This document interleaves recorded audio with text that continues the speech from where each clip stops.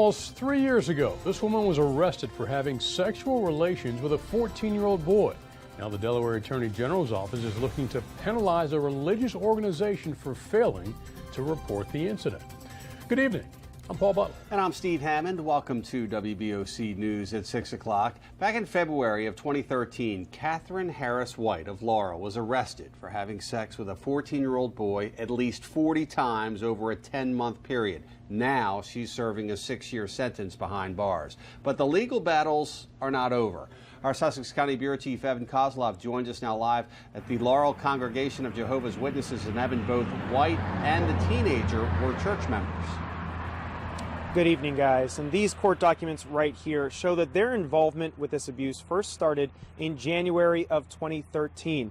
It claims that 2 elders of the congregation were informed of the abuse, but then failed to report the incident, something which the Attorney General says makes them liable.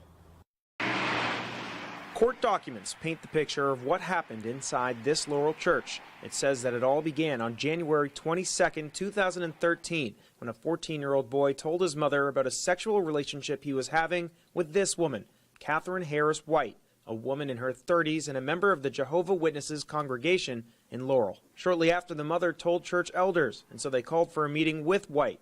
It was there that she, quote, confirmed the ongoing sexual relationship. And on Monday, a Delaware prosecutor argued in front of a Newcastle County judge that this made the church liable. Despite knowledge of alleged abuse, the church failed to report the incident. We believe these elders were obligated to report the incidents and failed to do so, said Carl Konevsky of the AG's office, and they need to be held responsible. But attorneys for the Jehovah's Witnesses tell a different story. In court documents, they have argued for clergy exemption, saying those conversations should be kept confidential. Defense attorney John Brady says the ruling would have a major precedent.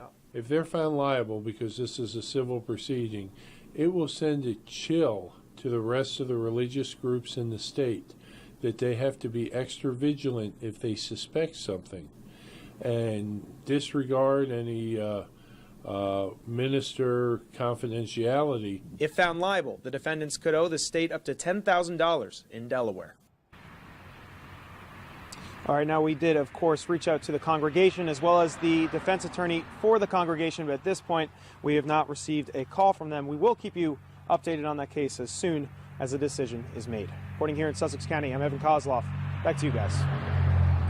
All right, Evan, thank you very much. Now, as you just heard, there are 2 elders named in the court documents. They are Joel Malkinsing and William Perkins. Now, the lawsuit also names the congregation itself as a defendant.